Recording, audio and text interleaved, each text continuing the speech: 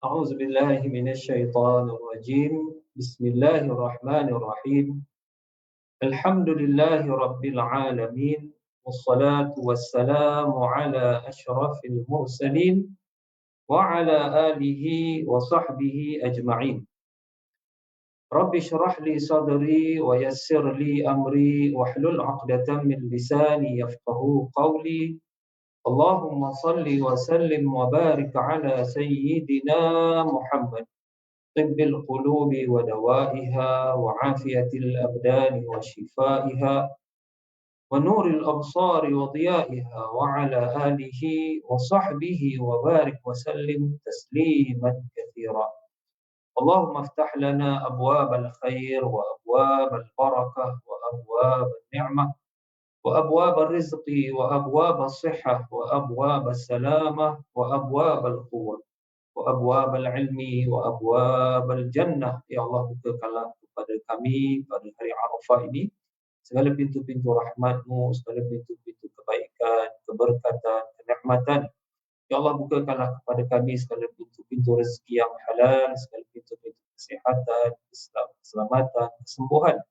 Ya Allah, bukakanlah kepada kami segala pintu-pintu ilmu yang bermanfaat, kesatuan, kekuatan umat Islam dan segala pintu-pintu syurga-Mu. Amin ya rabbal alamin. Alhamdulillah. Para jemaah sekalian, para penonton, kaum muslimin muslimat, khususnya yang saya kasihi para jemaah Darul Ma'mur, Assalamualaikum warahmatullahi wabarakatuh. Apa khabar para jemaah sekalian? Mudah-mudahan semuanya dalam keadaan sihat walafiat insya-Allah.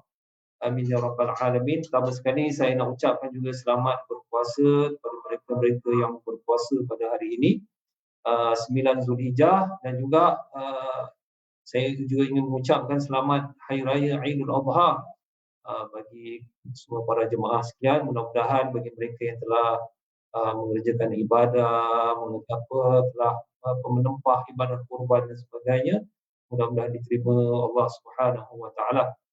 Jadi perbezaan kita Hari Raya Haji ni dengan Idul Fitri ni, takbir kita akan berterusan sampai hari yang 13 Zulhijjah sehingga waktu asar. Malahan takbir ketika hari sekarang ni pun dah boleh takbir, subuh Arafah pun dah boleh takbir di kalangan ramai para ulama.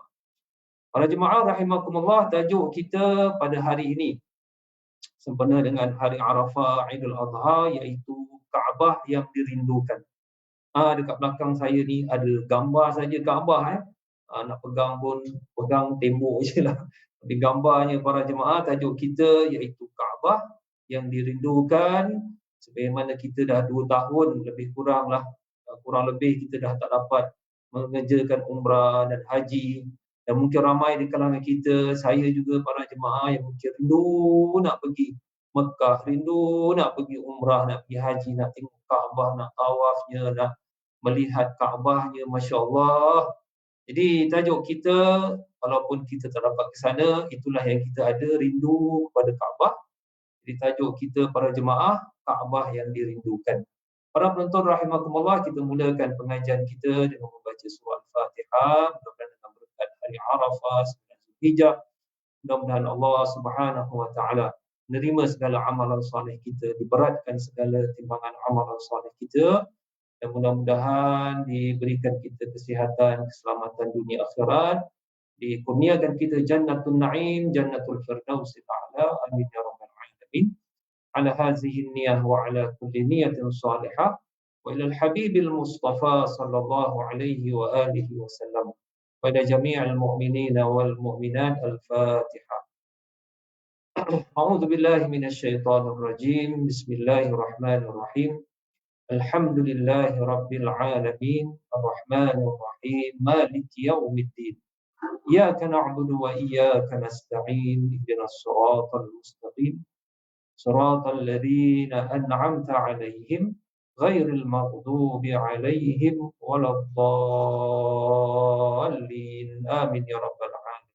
Para penonton, para jemaah yang saya kasihi, hari ini khusus sempena dengan Idul Adha, hari Arafah. Tajuk kita berkenaan Kaabah yang dirindukan. suatu bangunan yang cukup luar biasa, kiblatan lil muslimin, kiblat bagi orang beriman.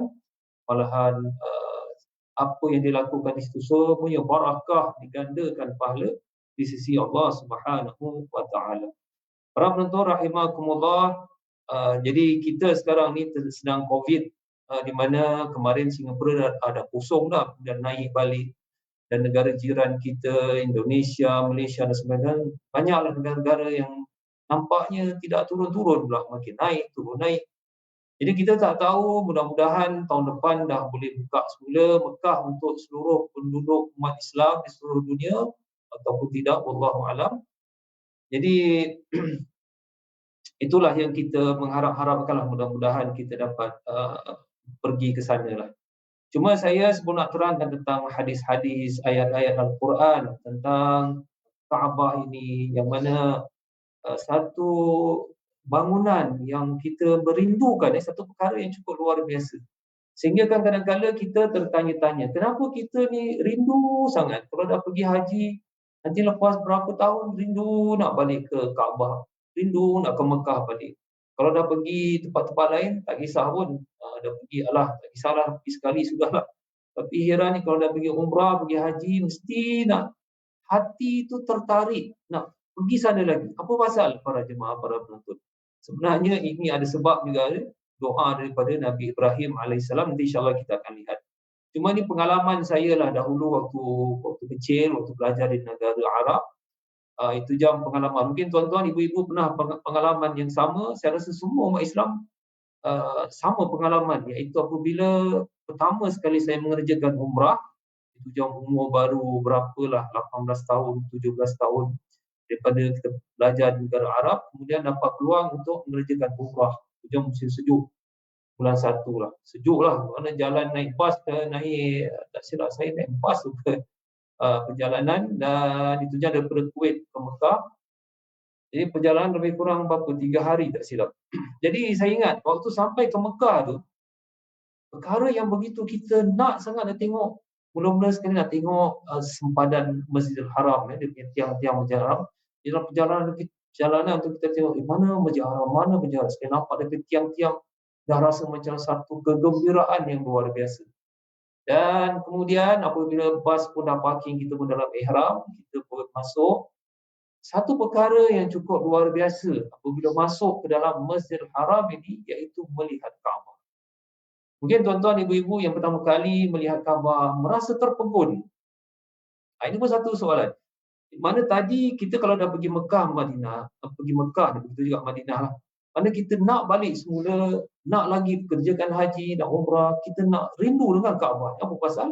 Ini pun ada jawapan dia. Dan yang kedua, kenapa kalau kita melihat Kaabah pertama kali, first time tu, mesti kita rasa macam terpegun. Padahal di bangunan biasa, tapi kenapa kita rasa lihat macam terpegun, luar biasa. Padahal di batu, ialah satu bangunan 4 segi yang mana tidak ada apa yang menarik. Tapi kenapa kita terpegun melihat Kaabah tersebut? Ini pun ada sebabnya juga para jemaah rahimakumullah. Jadi itulah saya nak cerita pengalaman ni. Nanti insya-Allah saya terangkan sebab-sebab kenapa kita terpegun, kenapa Kaabah ni begitu hebat, mulia. Bukan saja di sisi Allah Ta'ala, malah kita sendiri terpegun melihat Kaabah itu sendiri. Jadi apabila saya melihat Kaabah itu pertama kali, ibu tuan-tuan, pertama kali lihat Kaabah, saya tercenguk. Mana tengok benda tu tak bergerak. Ini pertama kali saya lihat, dan saya terus tak bergerak. Saya tengok Kaabah tu macam sungguh luar biasa.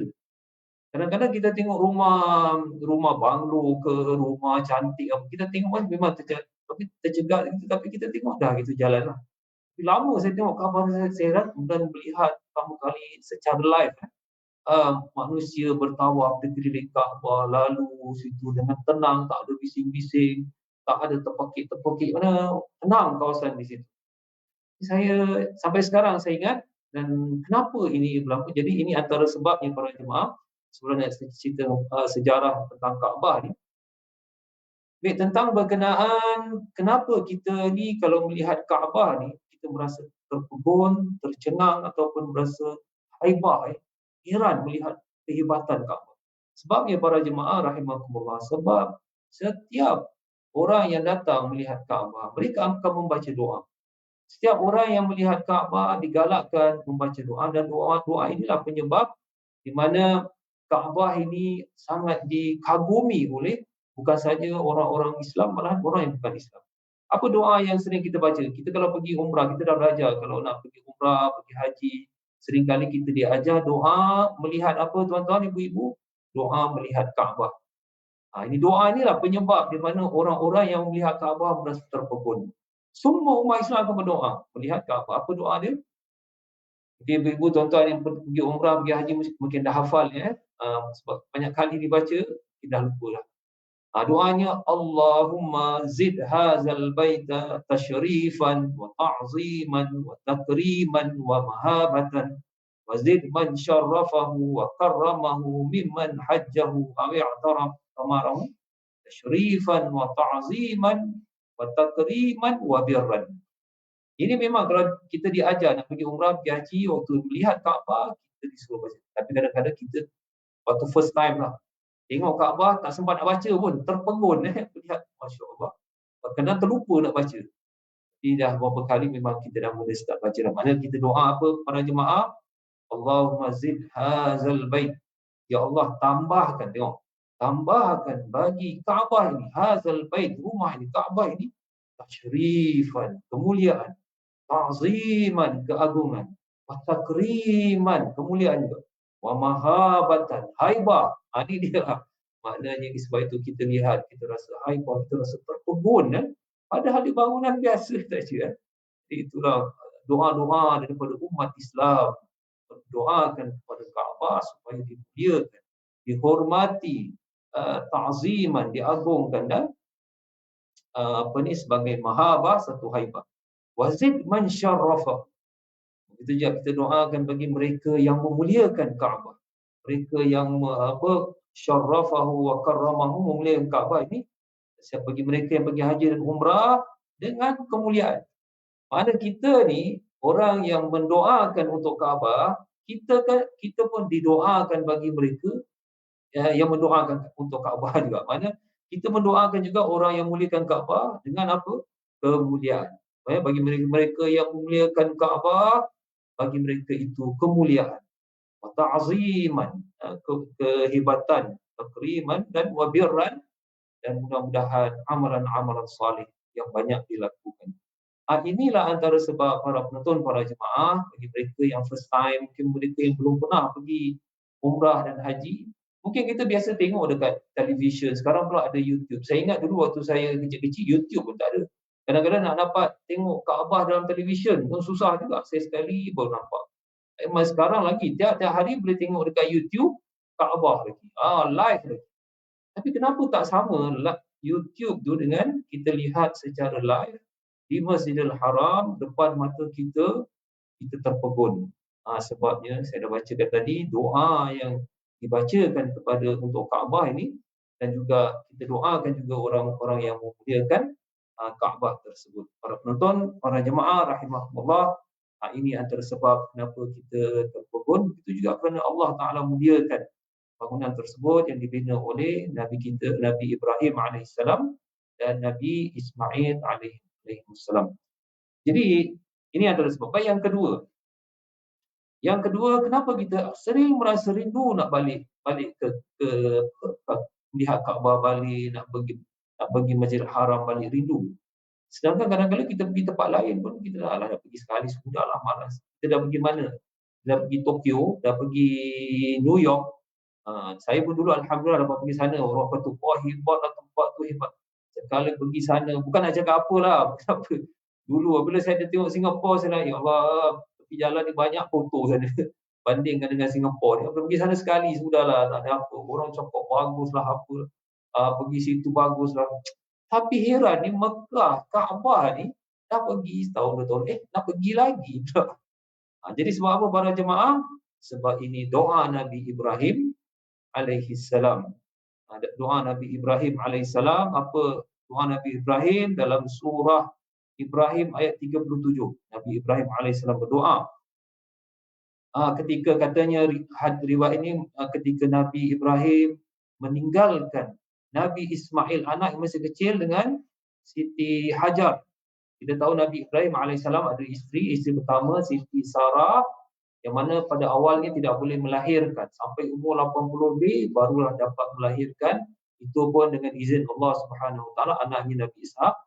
Kemudian anak Nabi Ibrahim yang pertama sendiri Nabi Ismail, daripada isteri kedua Siti Hajar, yang mana kisahnya Siti Hajar ini diberikan oleh ketua Mesir, Raja Mesir. Itu jam belum ada Fir'aun lagi, ya. Di mana apabila Nabi Ibrahim alaihissalam daripada Palestin datang ke Mesir dengan Siti Sarah, isteri pertama, tiba-tiba ketika itu pemimpin Mesir ketika itu, Kanaan dipanggil, dia suka curi isteri orang. Jadi dia nak curi isteri Nabi Ibrahim alaihissalam, Siti Sarah, akhirnya kena dolat, katanya wallahualam tangan dia jadi batu. Jadi akhirnya dia minta tolong dengan Nabi Ibrahim supaya doakan supaya dia tak buat lagi benda-benda ini. Akhirnya tangan dia balik semula. Akhirnya Kanaan ni dia hadiahkan kepada Nabi Ibrahim dan Siti Sarah seorang wanita daripada Mesir sebagai pembantu lah. Namanya Siti Hajar. Katanya pun cantik. Jadi akhirnya Siti Sarah tengok Siti Hajar ni membantu. Dilihat ni pun dia tak boleh melahirkan. Dia kata, wahai Ibrahim, kau kahwin sajalah dengan Siti Hajar ni supaya dapat anak. Sebab Siti Sarah tak boleh melahirkan. Jadi apabila dah dapat anak Nabi Ismail, akhirnya diperintahkan Allah Subhanahu Wa Taala untuk pergi ke Mekah. Itu jam tak ada bangunan, tak ada tanaman, kosong, kerikuntang. Jadi akhirnya ditinggalkan Nabi Ismail yang masih menyusu dengan Siti Hajar di Mekah sekarang ni, Kaabah ni. Itu jam tak ada bangunan lagi, tak ada tanaman, tak ada Zam-Zam pun. Jadi ketika ditinggalkan, maka Siti Hajar merasa hairan. Wahai Ibrahim, kamu tinggalkan kami berdua di sini. Adakah ini perintah Allah Subhanahu Wa Taala? Maka Nabi Ibrahim tidak memandang pun Siti Hajar dan Nabi Ismail. Sebab menurut riwayat, kalau Nabi Ibrahim toleh ke belakang, melihat Siti Hajar, pasti dia tak jadi tinggalkan. Sedih. Tempat kosong, tak ada apa-apa. Jadi ketika itu Siti Hajar, Nabi Ibrahim mengatakan, betul, ini perintah Allah Ta'ala. Jadi Siti Hajar dan Nabi Ismail pun, itu je masih menyusu. Rasa redalah, makna kalau begitu, innallaha la yudayyi'ana. Sesungguhnya Allah Ta'ala tidak akan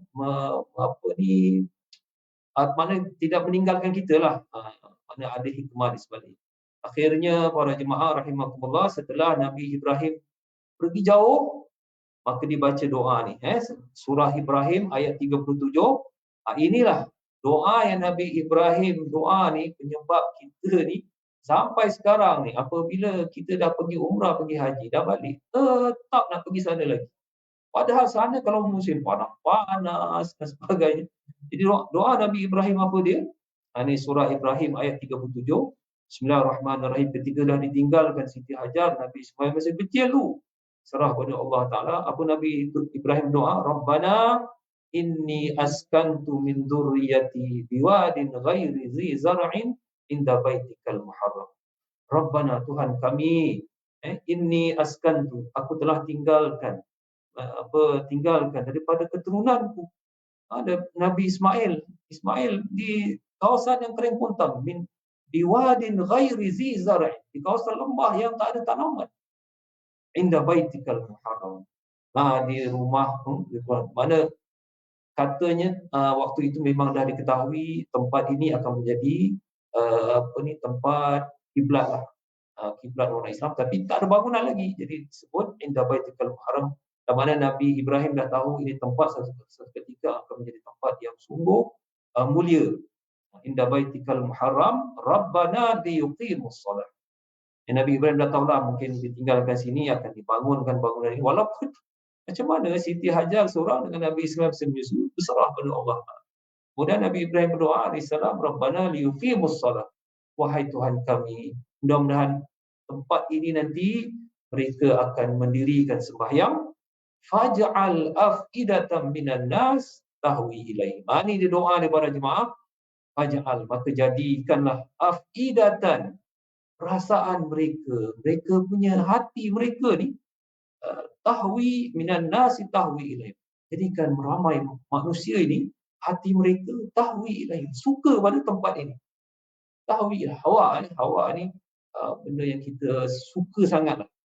Tahwi ilaih. Jadi di sini para jemaah, para penonton rahimakumullah, Nabi Ibrahim berdoa dah berapa ribu tahun dahulu, doa supaya menjadikan manusia semua, ramai daripada manusia suka untuk datang ke sini.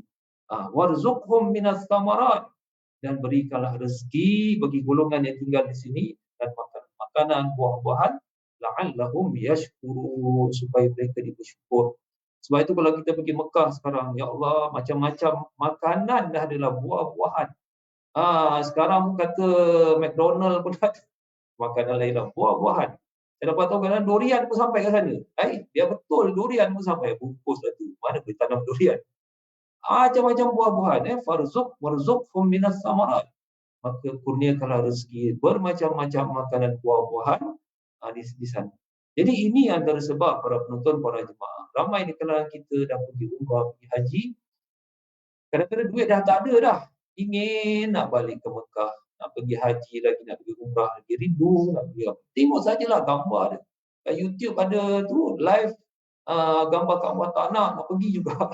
Bayar ribu-ribu juga para jemaah. Jadi itulah dua sebab para penonton rahimahullah. Itu pertama, kalau kita first time melihat Kaabah, kita akan merasa haibah. Kita akan merasa takjublah melihat Kaabah. Sedangkan itu bangunan biasa saja, tapi Allah muliakan, dan dengan sebab kita mendoakan untuk Kaabah tersebut haibah, ta'ziman wa tasyrifan. Yang kedua, sebab kenapa kita kalau dah balik negeri, kenapa kita masih lagi nak pergi Mekah lagi? Sebab doa daripada Nabi Ibrahim alaihissalam, faj'al afidatan minan nas tahwi ilaih. Dan satu lagi yang menarik tentang haji ni para jemaah, ni sekarang di Mekah sekarang ini dah pukul berapa? Kita pukul 6, sana dah baru pukul 1 mungkin, 1 tengah hari. Sebab kita cepat daripada Mekah lebih kurang 5 jam, 6 jam lah. Mungkin 12 tengah hari. Jadi maknanya sekarang mungkin dah 1 lebih, dah masuk waktu Zuhur, waktu Arafah sekarang ni. Maknanya kalau kita dah belajar haji, maknanya bermulanya wukuf di Arafah ketika tergelincirnya matahari waktu Zuhur. Kalau dah masuk waktu Zuhur, bermulalah wukuf di Arafah sampai bila para jemaah? Bukan sampai maghrib sampai subuhnya. Pada subuh nanti baru habis wukuf Arafah. Jadi Rasulullah mengingatkan, maknanya siapa yang melaksanakan haji, paling penting, rukun paling utama, wukuf di Arafah. Walaupun sebentar saja, para ulama menerangkan, walaupun dapat wukuf sebentar saja, 10 minit, 15 minit pun, jadilah maka sah haji dia. Tapi siapa yang tak masuk wukuf di Arafah, yang tak masuk wukuf Arafah pada 9 Zulhijjah sampai subuh ni, maka batallah haji. Dulu pernah saya ingat pengalaman bapa saya lah, di mana bawa jemaah-jemaah tahun berapa tu. Ketika itu belum ada kuota, dan ketika itu orang dah sampai berapa juta, 3-4 juta jemaah. Akhirnya bas tak boleh masuk Arafah pasal terlalu ramai. Jadi akhirnya polis halau, bas kena halau. Akhirnya nasib baik dapat masuk sedikit saja kawasan Arafah, lebih kurang setengah jam, 1 jam. Kemudian polis halau balik pasal terlalu ramai. Jadi kerana kes berlaku tu, akhirnya kerajaan Saudi meletakkan undang-undang kota. Maknanya dah tak boleh lagi 4 juta, 5 juta, dah kena letak 2 juta. Pasal Arafah tu, padang kecil saja boleh isi 2 juta lebih je. Kalau nak lebih 3 juta, mana nak garuk para jemaah. Jadi itulah siapa-siapa yang, tapi selalunya kalau orang yang berwukuf di Arafah, takkanlah sampai setengah jam saja. Okey, saya dah masuk Arafah setengah jam, boleh balik. Tak adalah. Duduk sampai malam. Itu cara Rasulullah SAW apabila sembahyang maghrib isyak, kemudian berangkat ke Muzdalifah, bermalam ambil batu, kemudian untuk melontar jamrah. Ini mungkin para jemaah yang dah belajar cara mengerjakan haji tahulah. Jadi kadang-kadang saya pun teringat juga keadaan di sana macam mana. Sekarang pula bulan 7, musim panas. Musim panas ni. Tapi insya-Allah mudah-mudahan dah ada banyak pokok-pokok di sana. Saya dengar berita, wallahu alam, pokok-pokok ni katanya yang disyorkan adalah Presiden Soekarno. Kalau tak silap saya lah. Beliau yang sarankan kepada kerajaan Saudi supaya kenapa tidak dibuat di padang Arafah ni pokok-pokok supaya orang boleh berteduh ke panas.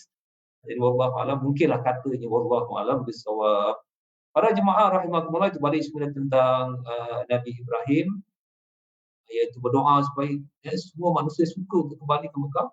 Dan juga Nabi Ibrahim disarankan, digalakkan untuk memanggil-manggil orang mengerjakan haji.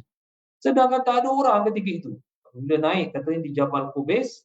Jabal Qubais kalau kita pergi Mekah di Masjidil Haram tu dia sebelah Masjidil Haram ada satu jabal, tapi gunung ni tak berapa tinggi sangatlah. Tapi sekarang katanya wallahu alam dah dibina istana untuk raja dan dah tak boleh naik lagi. Katanya dulu boleh naik dan katanya di situ juga Jabal Abu Qubais ni Nabi Ibrahim alaihissalam naik di atas memanggil-manggil orang pergi haji. Padahal tak ada orang pun.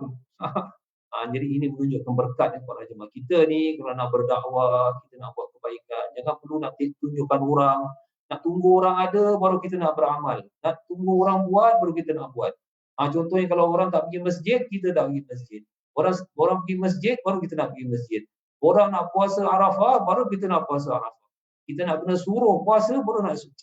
Tak boleh lah macam gitu. Orang buat ke tak buat ke, orang ada ke tak ada, kita tetap melakukan ibadah amalan soleh. Jadi Nabi Ibrahim diperintahkan juga supaya memanggil-manggil orang pergi haji. Wa azzim fin nas, Al-Quran mengatakan. Wa azzim fin nas bil haji yatuka rijal. Wahai Nabi Ibrahim, azankanlah. Mana azim fin nas? Mana lambai-lambaikanlah, memanggil-manggil manusia bil haji, untuk mengerjakan haji. Nescaya yatuka rijalah, nescaya mereka akan datang berbondong-bondong, rijalan, ada yang berjalan kaki. Wa ala kulli dhamirin, di seluruh pelosok dunia, yatuna min kulli fajjin amiq. Masya-Allah, sekarang ni kalau kita lihat dekat Mekah orang pergi haji, orang daripada Fiji Island, orang daripada Tokyo, orang daripada Beijing, orang daripada Singapura, orang daripada Bandung, orang daripada orang Dayak, macam-macam, Afrika, orang daripada tak tahulah orang Sakai ada pergi, orang daripada Papua New Guinea, orang daripada Latin America, orang daripada New York, orang daripada Alaska, orang daripada Eskimo, semua datang. Agaknya lah Eskimo mungkin ada yang Islam, wallahu a'lam. Jadi itu berkat Nabi Ibrahim memanggil-manggil wa adzin fil nas bil hajj yatuka rijal. Panggil untuk menunaikan haji. Ini pun ada jemaah-jemaah syurkan jugalah, dia kata sekarang Jabal Qubais dah tak ada. Adalah, cuma atasnya tu rumah istana katanya. Kalau nak masuk kena minta izin Pak Raja sana. Jadi dia kata okeylah, tak boleh panggil-panggil, dia kata berkat pergi dekat Jabal Rahmah, dekat padang Arafah tu. Itu Jabal Rahmah, di situ naik atas panggil-panggil orang pergi haji, sebut-sebut ya Allah, sebut nama orang-orang yang kita sayang, supaya orang-orang ni datang mengerjakan haji. Ada mungkin katanya mujarab, Allahu alam. Saya pun tak tahu. Pasal apa nak naik Jabal Rahmah tu dekat Arafah tu, orang ramai. Kalau sekarang tengah musim panas, kalau kena terik macam gini, tak tahulah kalau hari itu ketika itu ada awan di atas, wallahu alam. Tapi katanya lah, dia kata mujarab pula orang yang dipanggil pergi haji pula. Tapi nak naik susah. Lagi satu bahaya, nak kena kasih tahu dengan mutawif, nak kasih tahu dengan travel agent, nak keluar daripada kemah nak pergi sana. Tapi takut sesat para jemaah. Jadi ini hati-hati juga.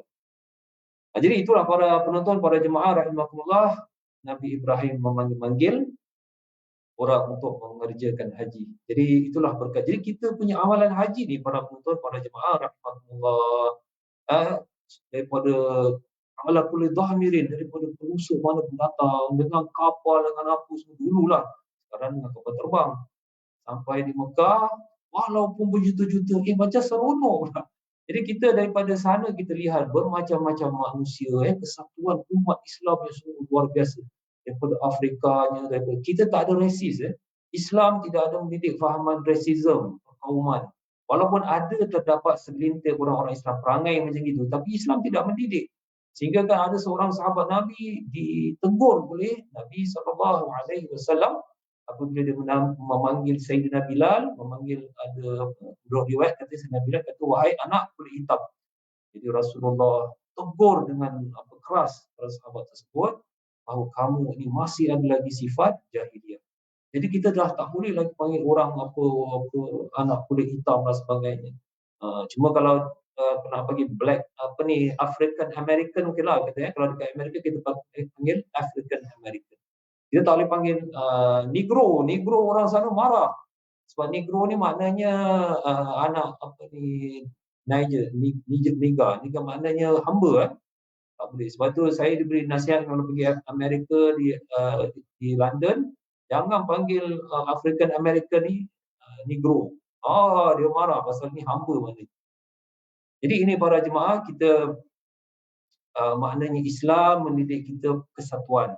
Pakai baju putih, pakaian kadang-kadang sumpang campur lah. Maknanya kalau dah 2 hari 3 hari dalam ihram, kan dah mula nampak kusut masai.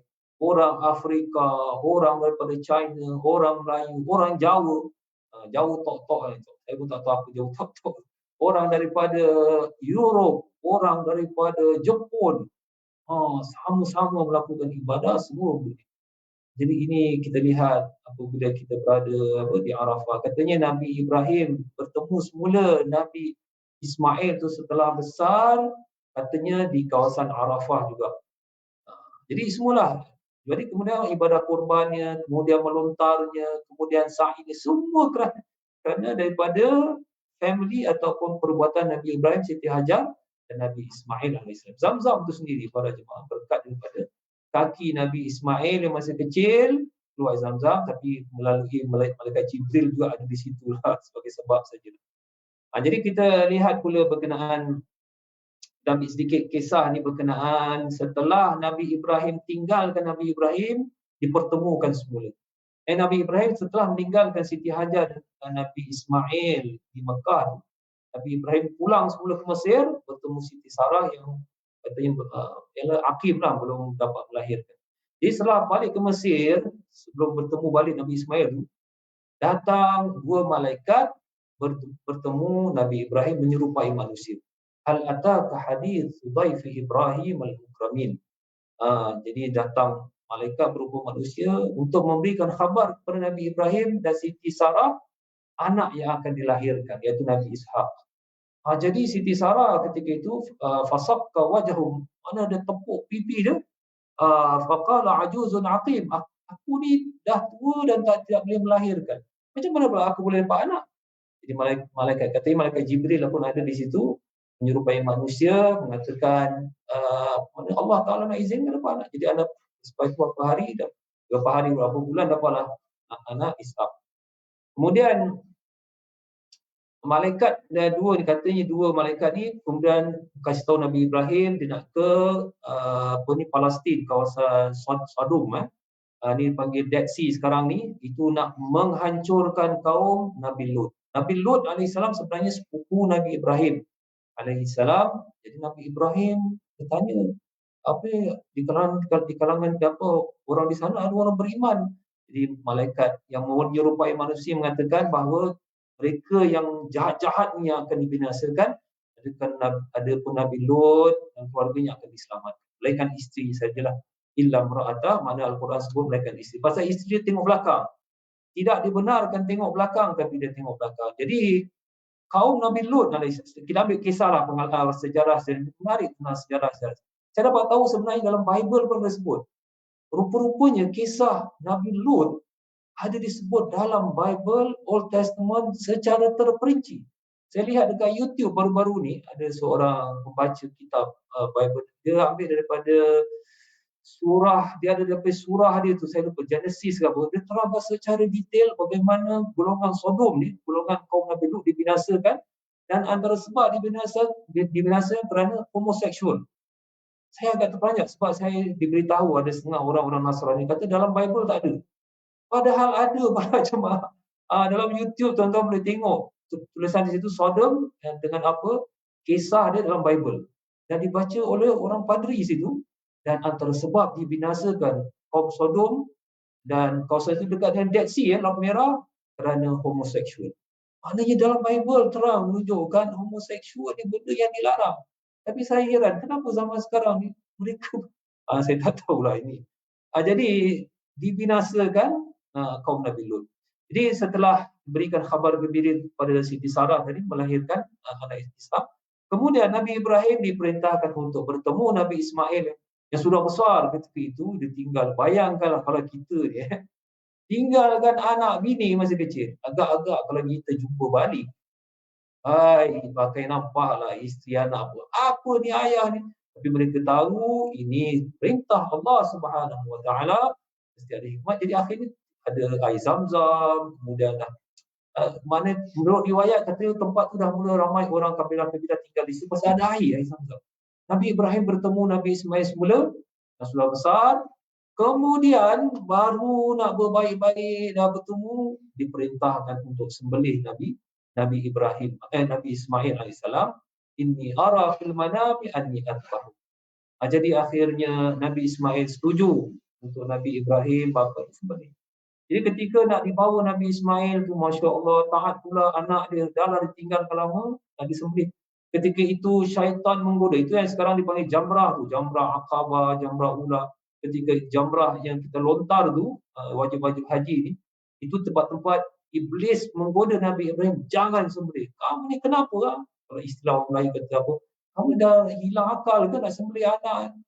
Yang paling teruk kata dekat jamrah Aqabah, di mana di situlah yang paling teruk Nabi Ibrahim digoda. Akhirnya diasah pisau, tak boleh sembelih, padahal pisau ini sudah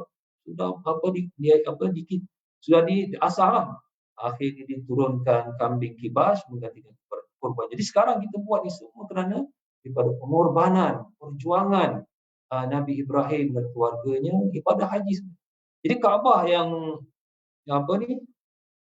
Kaabah yang dibina selepas katanya barulah dibawa Nabi Ismail tu di Mekah, dibina qawaid, ada punya tempat asas Kaabah.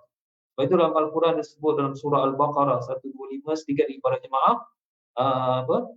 surah Al-Baqarah 127 ni, wa id yarfa'u Ibrahimul qawa'ida minal bait, ketika Nabi Ibrahim dengan Nabi Ismail ini membina qawaid, asas-asas daripada Kaabah itu, Rabbana taqabbal minna innaka antas samiul alim. Maka Nabi Ibrahim dan Nabi Ismail berdoa, Rabbana taqabbal minna, ya Allah terimalah segala amalan saleh kami, innaka antas samiul alim. Inilah doa yang sering kita baca lepas sembahyang berjamaah dekat masjid. Imam akan baca Rabbana taqabbal minna innaka antas samiul alim. Ini doa Nabi Ibrahim, para jemaah, para penonton, setelah membina qawaid asas Kaabah. Kemudian Nabi Ibrahim berdoa wa ahida ila Ibrahim wa Ismail an tahira baiti al-taifina wal akifina wa ruk'is sujud, 125 surah Al-Baqarah. Iaitu Allah Ta'ala berfirman kepada Nabi Ibrahim dan Nabi Ismail, Antahira, adalah kamu bersihkan Kaabah ini dan Masjidil Haram ini untuk orang-orang yang tawaf, orang-orang yang iktikaf, orang-orang yang rukuk dan sujud. Jadi maknanya pada zaman Nabi Ibrahim AS dah ada tawaf berlaku di keliling Kaabah, walaupun mungkin tidak sempurna. Para jemaah rahimakumullah, jadi ini berkenaan sejarah Kaabah, yang mana sebab-sebab kenapa kita merasa kagum, merasa hairan dengan kehebatan Kaabah. Walaupun dah biasa lihat, pertama kali lihat merasa kagum, dan kenapa kita sentiasa merindukan Kaabah, walaupun dah pergi haji beberapa kali, nak balik semula ke sana. Baik, antaranya juga tentang melihat Kaabah, para jemaah, sikit lagi melihat Kaabah. Memang para ulama ada hadis yang menyebut an-nazar ila Kaabah ibadah, melihat Kaabah ni satu ibadah. Cuma hadis ni agak dipertikaikanlah, ada yang kata okey. Biasalah ulama hadis ni, kadang-kadang satu hadis ni kata okey, kata-kata hadisnya hasan li ghairi, ada kata lemah, wallahu alam. Cuma persoalan di sini bila melihat Kaabah ni, mudah-mudahan satu ibadah sebab kita buat ni pun semua lillahi taala. Cuma apabila sembahyang ni, banyak orang tanya, kita sembahyang di kawasan Kaabah, mana lebih afdal, melihat Kaabah atau melihat bawah? Sebab memang Rasulullah galakkan apabila kita sembahyang, biar kita melihat bawah, supaya kalau kadang kita tengok ke depan ni, takut ada orang lalu lalang. Jadi mana lebih afdal? Sebenarnya jawapan kembali kepada kita lah. Kalau sekiranya kita dalam Masjid Haram, kita sembahyang melihat Kaabah, tidak khusyuk, pasal apa? Kita akan melihat orang tawaf. Kadang-kadang orang tawaf ni pula macam-macam ragam. Dia ada budak-budak tengah lari lah, ada orang tua berlari. Jadi jangan takut, kita ketawa. Jadi kita tengok, kalau sekiranya melihat Kaabah itu tidak mengkhusyukkan, kita tengok bawah. Kalau kita tengok bawah pun tidak khusyuk, kita tengok depan rasa khusyuk, tengok Kaabah. Kita tengok keadaan. Kalau kita rasa lihat Kaabah lebih khusyuk, kita sembahyang lihat Kaabah, itu yang terbaik. Kalau tidak, kita lihat di bawah. Saya waktu itu pun saya memang terpulang lah, mana nak lihat depan ke, tengok bawah. Kadang-kadang saya tengok bawah sekejap, tengok Kaabah pula, tengok keadaan mana kita khusyuk. Itu sahaja para jemaah rahimakumullah. Saya nak ucapkan selamat berpuasa semua. Mudah-mudahan diterima segala amalan soleh kita, puasa Arafah kita, dan kelebihan yang besar, insya-Allah diampunkan dosa setahun yang lalu, setahun akan datang. Taqabbalallahu minna wa minkum salihal a'mal. Rabbana taqabbal minna innaka antas samiul alim. Tub 'alaina innaka antat tawwabur rahim. Kullu 'amin wa antum bikhair. Selamat hari raya Idul Adha, minal a'idin wal faizin wal maqbulin. Mudah-mudahan Allah Ta'ala insyaAllah mengurniakan kita Jannatul Firdaus ala amin ya rabbal alamin. Sekian saya sampaikan pada hari ini, mudah-mudahan memberi manfaat. Saya akhiri, subhanakallahumma wa bihamdika asyhadu an la ilaha illa anta astaghfiruka wa atubu ilaik. Sallallahu ala sayyidina Muhammad wa ala alihi wa sahbihi wa sallam. Alhamdulillahi rabbil alamin. Assalamualaikum warahmatullahi wabarakatuh.